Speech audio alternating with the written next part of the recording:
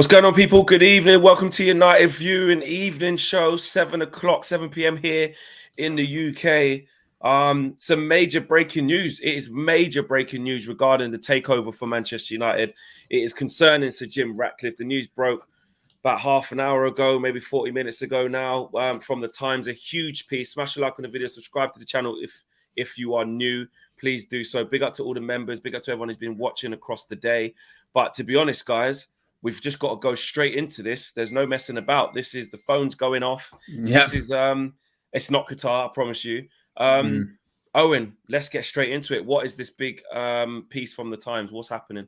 Yeah, so as you mentioned, this comes from the Times, and it kind of echoes what had been previously rumoured and put out there. It comes from Matt Lawton and Matt Dickinson from the Times. They are saying, and again, this is coming in the last about 30 minutes or so, the Glazers and the Rain Group are now willing to enter final talks with Sir Jim Ratcliffe and his team at Ineos to thrash out a world record deal. Now, if you're your preference is for Sir Sheikh Jassim and the 9-2 Foundation for them to win this race, don't rule it out just yet, but it's not looking good for them. Sources close to the Qataris believe they are still in the running, and they may respond with a last-minute offer to force the Glazer family to reconsider. But the identity of the preferred bidder for Manchester United could be announced within the next few days, with Sir Jim Ratcliffe and his Ineos colleagues seemingly in pole position going into the final stages. And this is when it gets quite, I guess, not looking good for the Qataris, because according to the Times, there has been minimal contact between the Rain Group and the Qataris since those third and final offers were submitted last month, with Sir Jim Ratcliffe's offer understood to now be the one favoured by the Glazer siblings. It continues by saying Sir Jim Ratcliffe's valuation of Manchester United and allowing, and this is really the key thing here, allowing Joel and Avram Glazer to retain a share played a significant role in the selection of his bid as seemingly the preferred one. The Qataris' latest offer was less than £5 billion, despite claims to the contrary. So, Flex, what it does look like in this report, if indeed it is accurate, but it kind of echoes what had been previously put out there, is indeed Sir Jim Ratcliffe and Ineos look to be the preferred bidders. Don't rule out Qatar just yet, because they could make a last-ditch Hail Mary 11th hour bid right to the Glazers and give them what they want. But as of right now, at 7:03 p.m. on Friday, the 12th of May, it would appear that Ineos are the front runners. The Rain Group are now willing to enter final talks with his team at Ineos to thrash out this world record bid and this world record deal, this world record bid, whatever you want to call it, would include the Glazer siblings sticking around at least for the foreseeable future, as previously mentioned. What are your thoughts about all of this and these developments in the last couple of minutes or so? Has it become maybe a bit more real as to the actual reality of the situation? Yeah, it's deeply concerning. I think we need to, in my opinion, I think we need to get off this. Oh, it's just PR. Oh, it's not. It's just them trying to smear the Qatar. It's just PR. I think we need to get off that train now. I think we need to start waking up and smelling the coffee of what's about to happen. It's got all the noises, it's got all the feel of it, in my opinion. Again, like Owen said about the 11th hour bid from Qatar, you never know. We're praying. Well, I am anyway. I'm fingers crossed for that. I don't like speaking for everybody, but I think I do speak for the majority, if not almost every Manchester United fan in our community here and around the world, that we don't want the Glazers here with Jim Ratcliffe, and we don't accept this proposal. This is deeply concerning, I would say. This is actually a bit of flattened my Friday evening. Just ordered my takeaway. I was about to start just chilling, family, and just, and then this comes through, and it's looking very, very much more like Jim Ratcliffe. And I don't know, man. I think we're in serious trouble of the future, because I'm just not convinced. I hope maybe we could look back on this video, Friday, the 12th of May, and 2 years' time, 3 years' time. I don't know. Maybe this could be a groundbreaking video, or reaction. But I feel deflated. And all of those kind of negative things that I was thinking about where this club could be if it goes to Jim Ratcliffe's way, because I'm just not convinced he has the resources, and the fact that he has to get the Glazers out. If obviously we're a little bit away from that yet, but if he is to get them out, he's going to have to raise money for that. I don't like it. We're still in debt. There's been nothing about that. And it's going to take something that we all never saw coming, and a miracle for him to do extremely well, put it that way, with the Glazers still here in the background, just taking money. He's going to be front of house, let's say, making all the decisions. Ahmad says, nope, sorry, Flex, still not buying it. Fair play. Fair play. And look, and obviously, look, until, and it's maybe it's a bit like the whole transfer thing, you know, when people say, no, I only believe it until they're holding up the exactly. shirt, or I and only you know believe what? it until United releases fair enough. And fair enough, Absolutely. and that's fine. And Fair they're saying enough. that from the Times, you know, don't rule out a last minute bid. But exactly. So as I mentioned the other day, a Fergie time winner that is what we've got to rely on. Our very DNA of Fergie time is what we've got to rely on. So I'm not saying it's impossible, but to answer your question of how I feel immediately hearing that news that he's close to it and they're opening up negotiations, Times have just made another update. We'll check on that. It just moves on from not a very credible source in the Sun saying it, and now we have a credible source saying it with the Times, and not even just those two today. The feel of this thing in the mainstream media has been this. Yeah. It has And to be honest, we mentioned this during the press conference earlier today. There was something coming out of France from RMC Sport that essentially has parroted what the Times have said this evening, that Qatar, they still say, oh, we're in the race. We're still confident. We still believe we're the best offer in this, that, and the other. But as you mentioned, there has been just another update from the Times in the last couple of minutes or so, saying that Sir Jim Ratcliffe moved ahead in the contest with the Qatari group fronted by Sheikh Jassim bin Hamad Al Thani and other rival bidders when his final offer represented the highest, that keyword again, valuation. It could reach as much as £6 billion for the Premier League club. So again, it's valued higher. And what it seems like to me is the Glazers had their certain price that they were looking for. £6 billion was the asking price. Obviously, the person or the group that could give that money up front right now was Sheikh Jassim bin Hamad Al Thani, and they haven't done that yet. And that's led the Glazers to turn their heads and look to Sir Jim. And Sir Jim's gone, I can't right now give you £6 billion. What I can do, don't have it. Give me some time. What I can do is give you a bid that values this whole thing at £6 billion. I give you a certain amount for the majority of your shares right now. Therefore, I get majority control.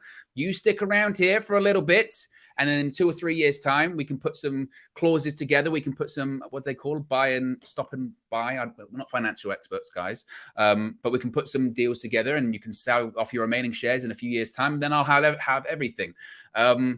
And as I mentioned, it's like a big reality check. It's a big slap in the face, honestly, with what we're dealing with, because if this indeed does go through, and it looks like the direction as of, again, Friday, May 12th, the direction that we're going in, my concern is that we've already been lied to, and this hasn't even finished yet. You know, that's my concern about it, is how do you start off a new era? How do you start off a new chapter with a lie? How do you do Glazers out, full sale only, and end up in a situation where you've got a new majority owner, but the Glazers, they're still there and they've been handsomely paid. And in the future, they'll be handsomely paid, not through dividends, but eventually they're going to have their palms greased once again when they sell off their remaining shares, and they profit off failure and misery of fans. And this deal, I'm not sitting here today knowing that Sir Jim Ratcliffe and Ineos are the front runners going, I feel like the Manchester's been put back in Manchester United right now.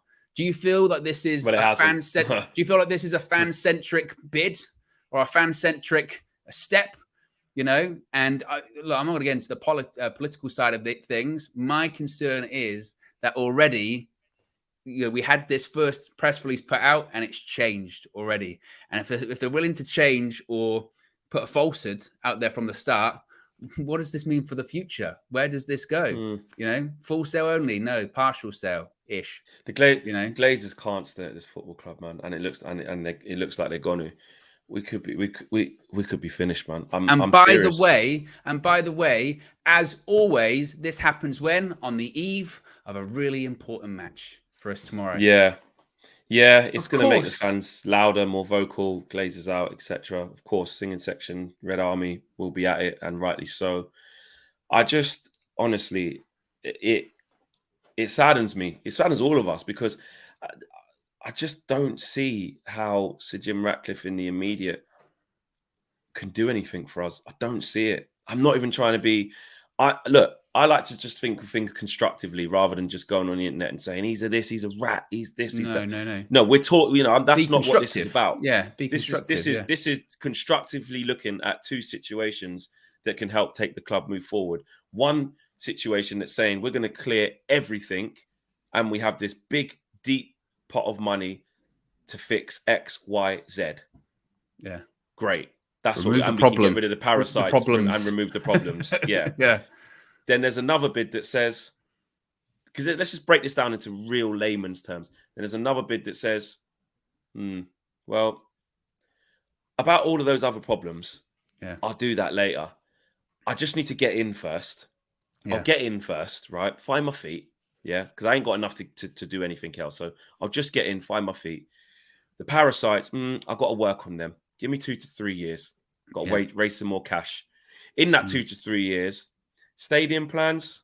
Yeah. What about the stadium flex? What about the stadium flex? Stadium, like I said, I've got to get the parasites out first. So that's on the back burner. What about the training ground flex? What about the training ground? Well, the players can get in and out. The barrier works. You know, the grass is cut pretty good. Again, got to get the parasites out. So put that on the back burner. What about the academy flex? Academy, well, you know, look, Garnacho just came through. You know, we've got some gems. As you can see, it's doing okay for now. We'll put that on the back burner. What about the debt that has been there since the beginning? Is that going to get wiped? Well, it's been there since the beginning. The club's still in existence, so it can't be that bad. So another few more years of that. Again, I'll get back to that. Not that deep. Transfers, transfers for the immediate squad. Look, at the end of the day, we've got Eric Ten Hag. I think he can mask a lot of it. You know, he can get us going. I'll give him what I can. But again, my main focus needs to be on what happens when I get the Glazers out. We'll bring in Paul Mitchell. Great. Yeah, you know, exactly. Paul's very Paul good Mitchell at what with he does. no budget. And he's very good at what he does. But, you know, time and place. It is. You know what I mean? It is really. It is. And again, look, I hope we can look back at videos like this in 3 years and go, remember when we just could never see this happening? Wow, all this influx of money Sir Jim Ratcliffe got from nowhere that we just really didn't think would happen. All this influx of money where he bought the Glazers out quicker than we thought. All this influx of money where he actually did have a plan for the new stadium and they've started work. Oh, my God. Oh, wow, look at the transfers. Every single window has been brilliant. You can't fault him for that in the last 3 years. I hope we look back on this video and say that. But I don't feel we will. I don't see what can change in the foreseeable in the next 3 years, which is key because we're already 10 years into not winning a title. So let's say in the next 3 years, which puts us back another 10 years by not addressing what we need to do. Nothing changes. And again, you have the nerve to position yourself as a United fan. Exactly. If you're a United fan exactly. and you care about the club, you understand the club, and you sympathize with the fans and the struggles for the last 2 decades under this ownership structure, and even if you were a loose fan, you would not ever consider keeping the current owners in. And spare me this sort of, you know, white knight bullshit of, well, I'm just, you know, I'm getting them out. It's going to take a little while, but I'm going to get them out eventually. No, because there's options to get them out now. And if you were a fan that really cared, you would get the owners out now. And if you're not capable of doing that, you would step aside. But that to me says it's not about thinking what's the best interest for United. You know, it looks like this looks like the early stages, and this is my honest opinion. This looks like the early stages of somebody who is doing this for their self-fulfilling prophecy. Their self-gratification is higher than that of what the fans think or want or need, or what the football club needs and wants. That's what it is. That's what it is, because it looks like he just wants to get in there by any means. That's what it looks like. Get in there by any means. I don't have enough to do what needs to be done, but at least I'm in. At least I can say I own the majority of Man United. I'll deal with it. I'll deal with the rest later. Whatever happens, happens. It feels very sketchy. And though the Glazers cannot stay, the Glazers can't stay at Man United, and now they're going to. Yeah. They're going to. Yeah. It's insane. insane. I remember seeing something before, wasn't it, talking about how this was it, and this came out in early February when he first put in the bid, or his first bid, and it was from The Guardian at the time, and it said that Sir Jim Ratcliffe is understood to see any acquisition of Manchester United as an opportunity to shape his legacy. And I remember at the time that really stood out to me, because I thought, well, then you've already shown your hand a little bit there if that's true, because it's not about the club, it's about you. And this whole takeover process should be about, should it not? Again, giving the fans what they want, giving the club what it deserves. Not about you, not about what you want, not about what your legacy. What's Sir Jim Ratcliffe's legacy? He owns Manchester United. It's his club. No, it's you know, it just, and again, to frame that and how it was initially framed, a fan-centric approach to leadership and roots based in the Northwest. Exactly. It just calls the bluff. That is the worst thing he could have done with what his bid ended up being, is say that. Even if you know, it's because it's very sneaky. It's very snaky. It's very, you know, try and pull the wool over eyes type vibe. That's what it is. Let me just gas them up, get them on side, and then I'll drop my bid of what it actually is. You know, he doesn't mention anything about, you know, we might have to, you know, keep the Glazers there. There's a Mike Keegan update as well. I'm just seeing this just now. This is going to be a long evening, Flex. I'm telling you now, this is going to be a long evening now, because Mike Keegan has just released an article, I guess, on the back of all of this stuff that's going on. And he is saying that Sheikh Jassim bin Hamad Al Thani is weighing up an 11th hour bid. So kind of like the Times were saying, they were saying that don't rule it out. However, he is also saying that a Sir Jim Ratcliffe bid remains in front as the end nears, but no decision is expected this weekend. The preferred bidder is likely to be next week. So if you let's flip it a sec. Thoughts, I'll have a look at what he's saying. Let's flip it a sec, guys. Yeah, and say let's flip it to the Qatari side, the Al Thani side, which is this that the 11th hour bid could potentially come. Basically, we're going to see how much the Qataris want Man United. Really, All Elite says, like I said, Fergie time. Yeah, we're waiting for a Fergie time-esque bid. That's what we're waiting for. But and now we're about to see how much they want their football club. Reading this, what Mike Keegan has just posted here, it is kind of the same information as to what the Times are saying. So he is saying that the Manchester United takeover saga is nearing its conclusion, with Sir Jim Ratcliffe still in the lead. So he's saying the same thing the Times are saying, that Jim Ratcliffe, Ineos, they're in the league. Everything's unanimous saying he's in the lead. Yeah, a final decision on who will win the race for the Premier League giants remains outstanding and is unlikely to be reached this weekend. However, Ratcliffe's Ineos group have kept their noses ahead of the main rival, Qatari Sheikh Jassim bin Hamad Al Thani, according to those close to the process as it nears an end. It remains to be seen if Sheikh Jassim's group will lodge a final attempt to blow the competition out of the water. The Qatari party are far from conceding defeats and remain firmly in the game, it is understood. Talks are ongoing, despite a deadline for final bids having passed. It appears as though there is room for further manoeuvre. However, as he kind of goes on to say, Jim Ratcliffe, Ineos, they're in the front. They're in the driving seat. They are, at the moment, looking like they're going to be the preferred bidder. He goes on to say that Rain Group, a New York-based merchant bankers who are overseeing the sale, are now thought to be close to finalizing an agreement with a preferred bidder. The situation has not moved quickly as had been hoped, but a conclusion is in sight. This weekend may prove to be a critical period with no options ruled out, although a decision is not likely until next week. Should Ratcliffe succeed, he would take around 50% of United, with two Glazers holding around 25%. It would see the Ineos shell out around £2.5 billion. So he's actually putting a number on it, and it said it would also 2.5 billion is what he's put for that 50%. For 50%, which again would imply. But then that means it's the same as the Qataris, because it's Qatari values it. But again, he is saying, almost kind of echoing what the Times is saying, with maybe a little bit more on top of it, that again, the as of right now, it's Sir Jim Ratcliffe and Ineos in pole position, but the end is firmly in sight. And don't rule out an 11th hour bid. That's what's happening. Interesting comment there from TTX Productions. Says, stop spreading fake news or from a weak source. Follow journalists such as Ben Jacobs or Mike Keegan, and not false info. Yeah, the same Mike Keegan who's just said the same thing, mate. Like, what? Honestly, come on, TTX Productions, man. Like, don't think we're out here just trying to just say stuff for the sake of saying it. And I know it's maybe not what you want to hear, but we have to report on the truth. We have to report on what the reports actually are. This ain't me and Owen just going, you know what? On Friday the 12th, it's in the evening, a long day. You know what? Let's just go live and just make up some stuff about the takeover. And actually, the journalist that you just said, Mike Keegan, he literally just said Sheikh Jassim is weighing up a final bid. It appears that he said he said it remains to be seen if Sheikh Jassim's group will lodge a final bid. This is 52 seconds ago.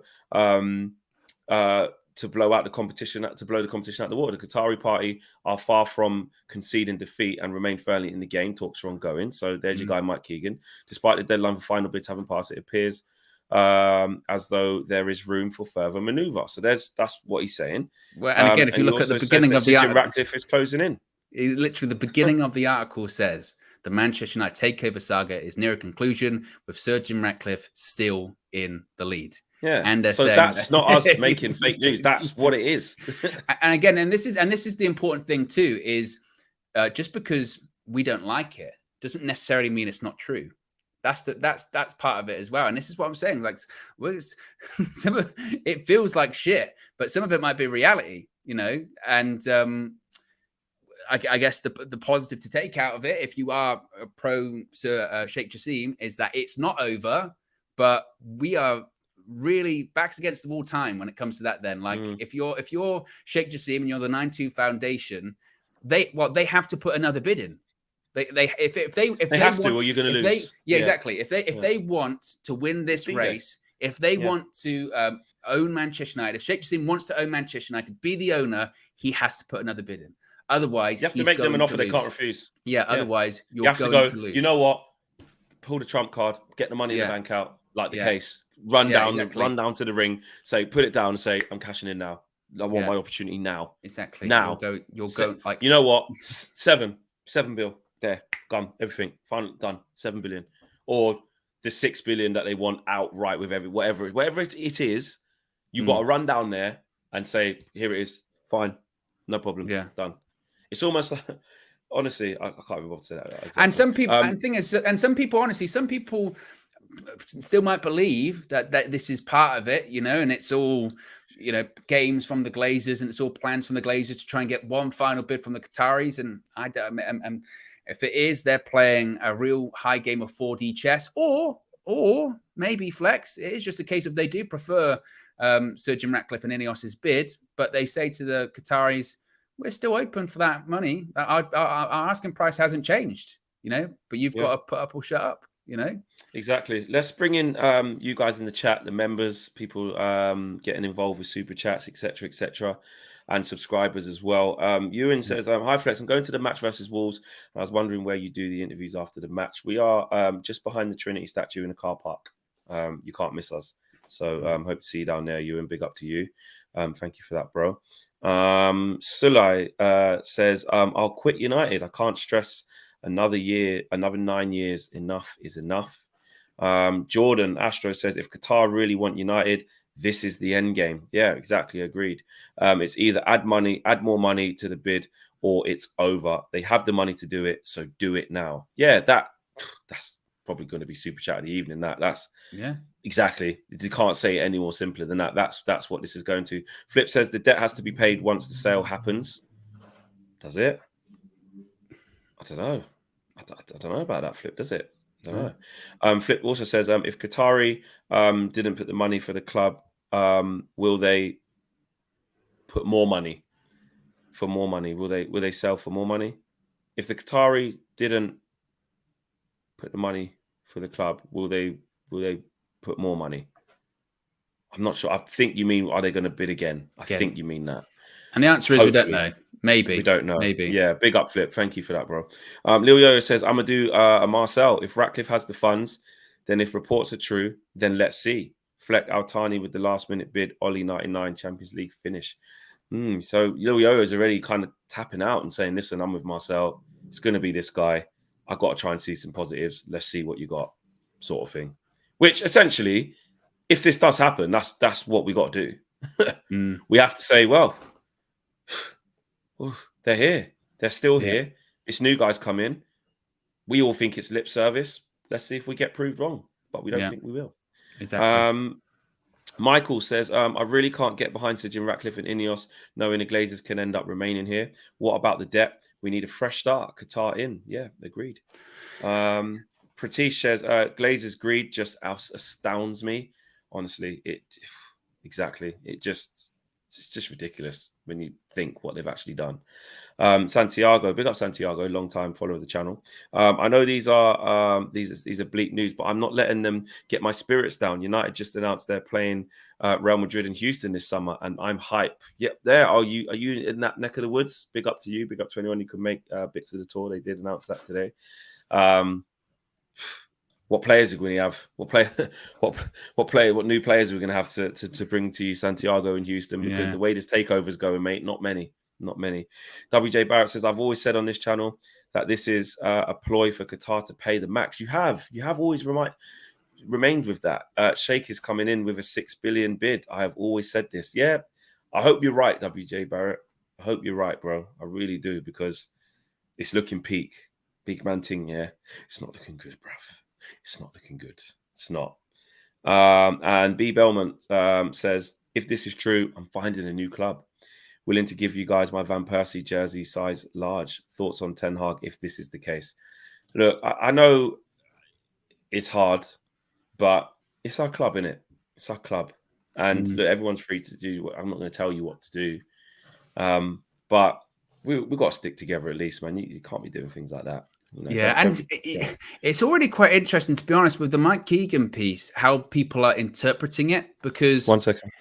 Again, I think if you look at the language that he's been using in this, so they say that Sheikh Jassim is weighing up an 11th hour bid with Sir Jim Ratcliffe currently in front. But he also does say, as I mentioned before, that Sir Jim Ratcliffe is closing in on a successful takeover at Manchester United. He is seen as the preferred option to take over by the Glazers. And also, he says that it remains to be seen if Sheikh Jassim's group will lodge a final attempt to blow the competition out the water. Obviously, they're far from conceding defeat, so they might be considering it.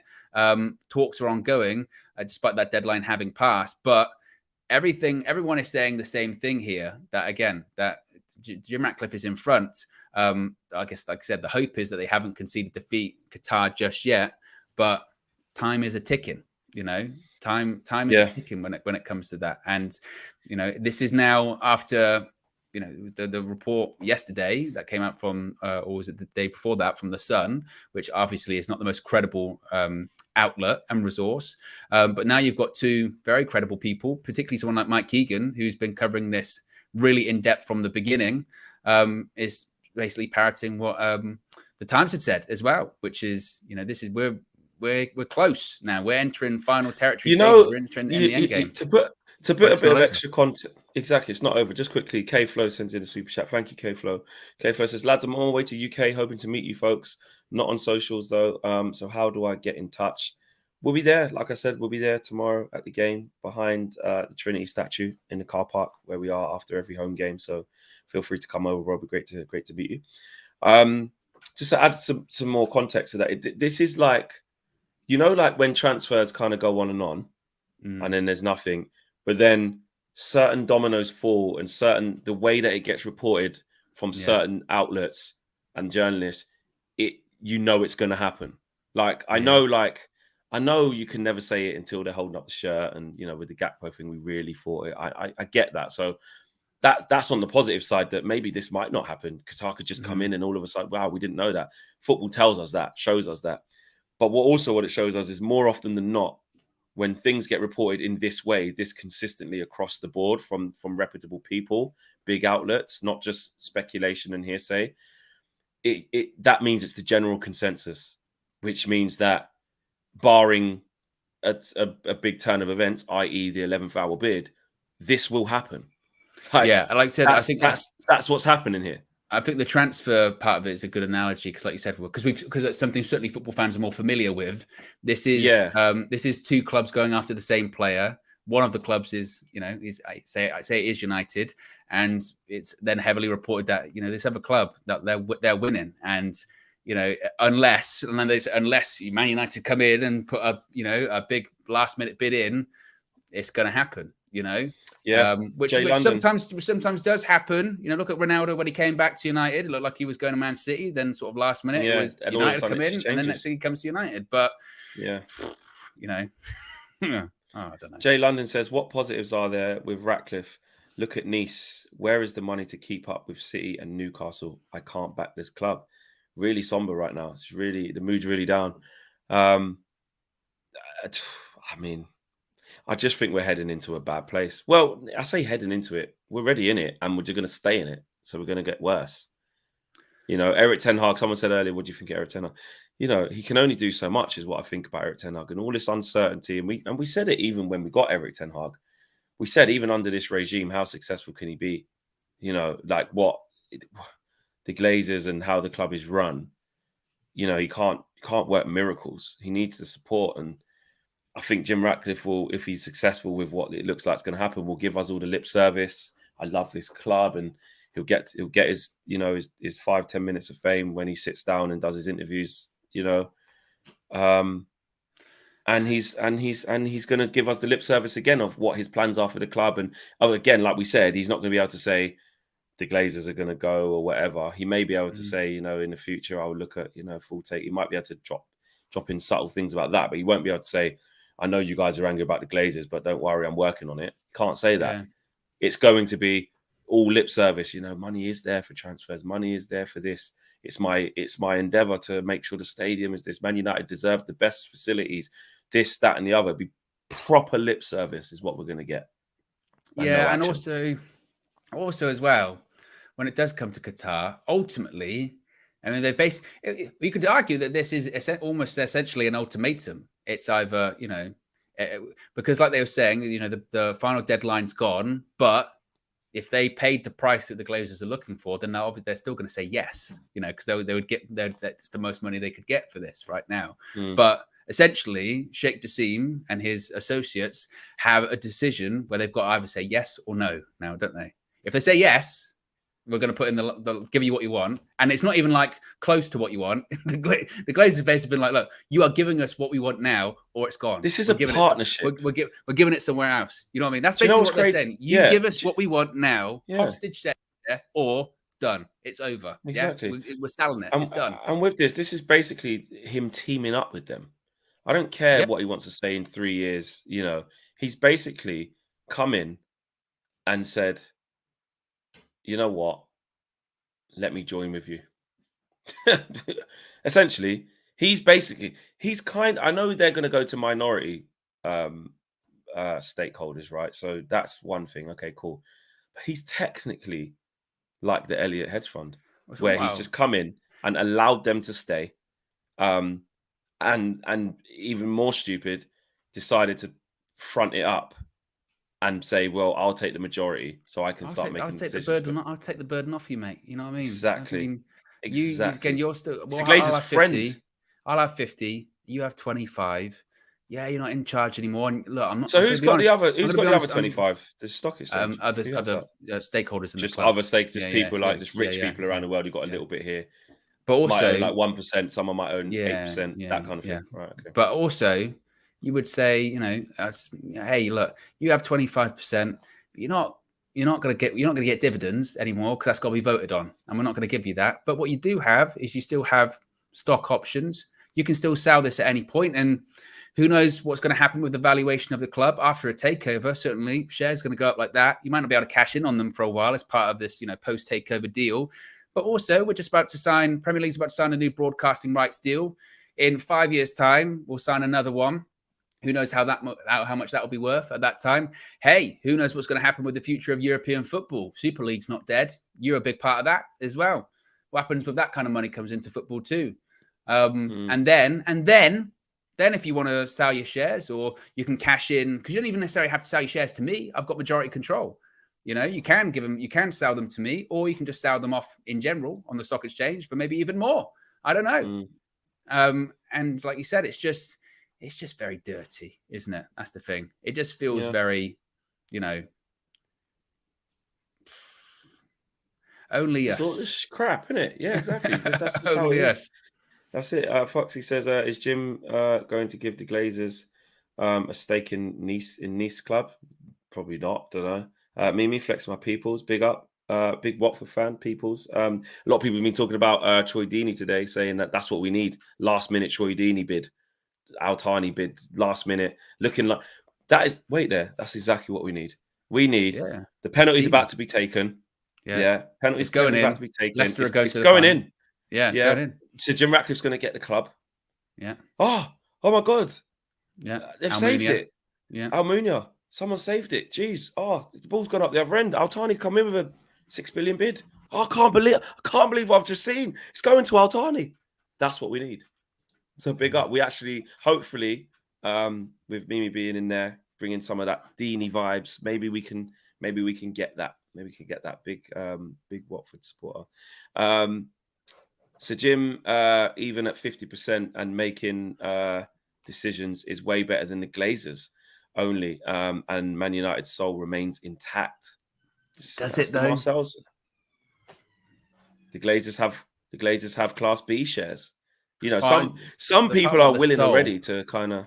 Does the soul remain intact if the Glazers stick around? Well, no, of course it doesn't. The soul, mate, our soul's gone now. Yeah, this is what I mean. What is our soul? Like, our soul's been ripped away from this club for the last 18 years since the Glazers have been here, or 17 years, whatever it is. Like, it's slowly but surely been taken away from us. Sir Alex Ferguson kept it going. But it's been like that for a hot minute. And that's the problem. That's the problem, you know?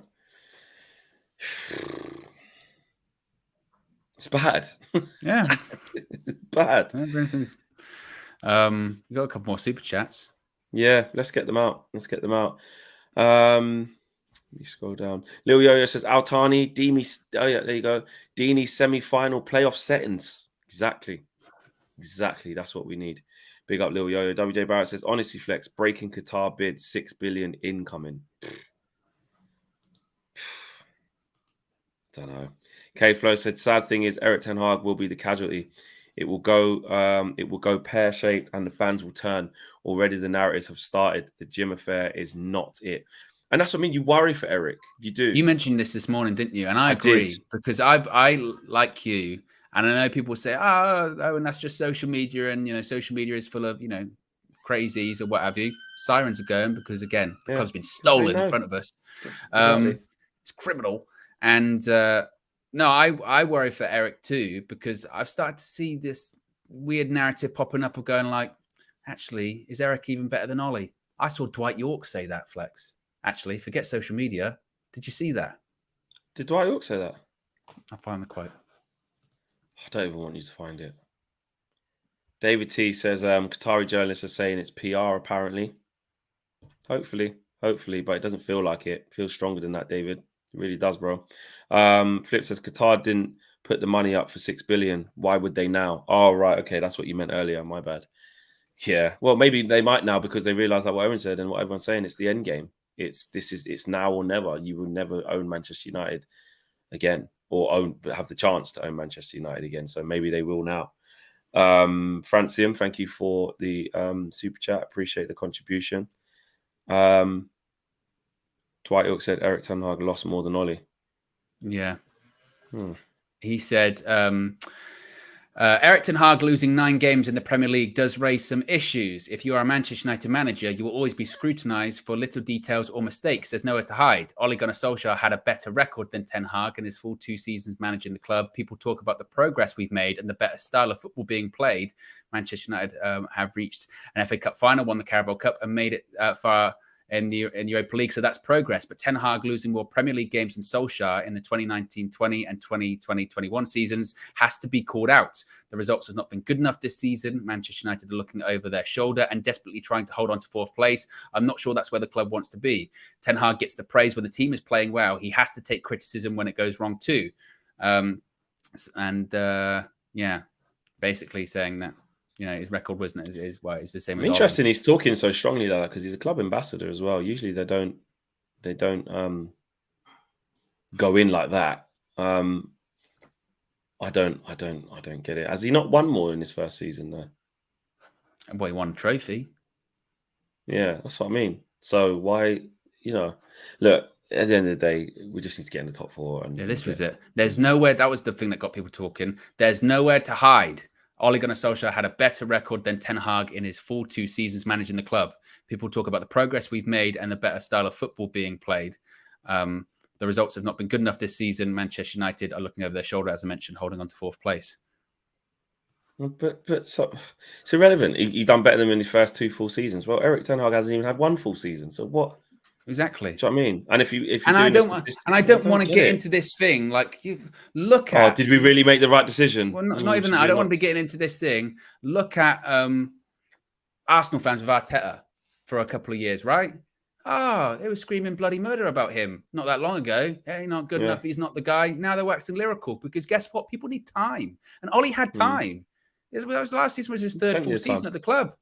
Erik ten Hag hasn't had a full season yet. He was actually officially appointed by United, I think like a year ago, maybe just over a year ago, isn't it? And then he completed the season at Ajax.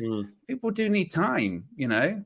And it's all ridiculous. This stuff in the background doesn't help too, does it? But my point is, and this going back to what you were saying previously about, you know, that's where you worry about the fallout for all of this takeover stuff because it can't help.